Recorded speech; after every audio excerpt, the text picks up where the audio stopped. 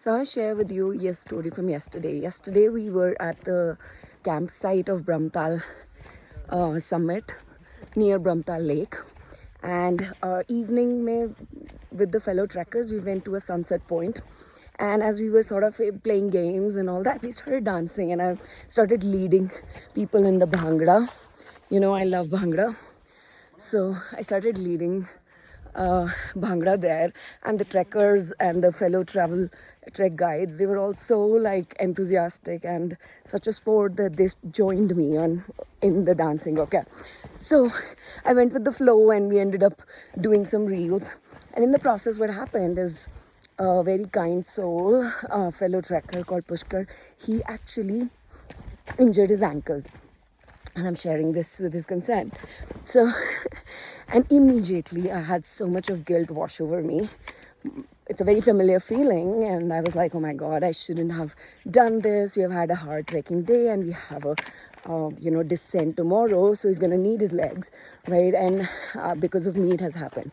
And it's a very familiar feeling, because I know that in past so many times I have just taken on that responsibility of something happened and made it mean that I shouldn't have done it, right? And I was like feeling really bad and processing it. Meanwhile, I was kind of supporting him where I went with him, like when he was getting bandaged on. What was interesting was I was talking to him and he said, you know what, I'm just worried that I am going to slow you guys down tomorrow. And that moment I realized, like, look at that, right? Like, I'm feeling guilty thinking that I have negatively affected his trek experience and how he's going to do it tomorrow. And he, on the other hand, is thinking that I will slow these guys down and feeling bad. So both of us are feeling bad, right? For something that happened, which we didn't really have control over. And here's what I realized. When we feel bad, nobody benefits.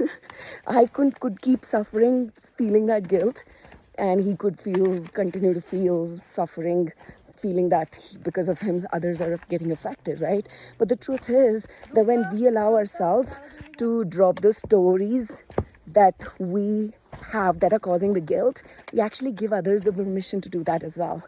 And when we tap into that abundance of, you know what, we don't need to suffer for whatever is happening, which we don't have control over anyway, then we can actually live with that freedom and abundance, and we actually allow others to do that too. Now, it doesn't ensure that the others will do that, but oftentimes they do, and we set an example that makes it easier and easier for other people. So just sharing this story to encourage you to drop all of the stories that cause you guilt, because I know in my coaching of these women like you just take unnecessary responsibility of something that happens and make it mean that you need to dim down your light, and that's not true.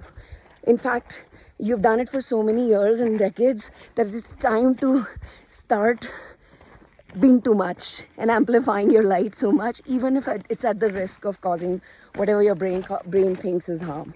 So that's the message. Hopefully it helps you drop some of the suffering related stories that you have going on in your mind right now. And we are just reaching the base camp in another, I don't know, half an hour or so. So his spirit has been so good that he did that rest of the trek. Actually, you might be able to see him.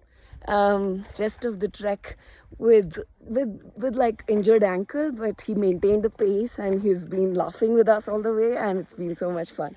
So when we feel good, we allow others to do that too, and let's tap into the abundance. Let's drop scarcity on both sides. Okay, bye.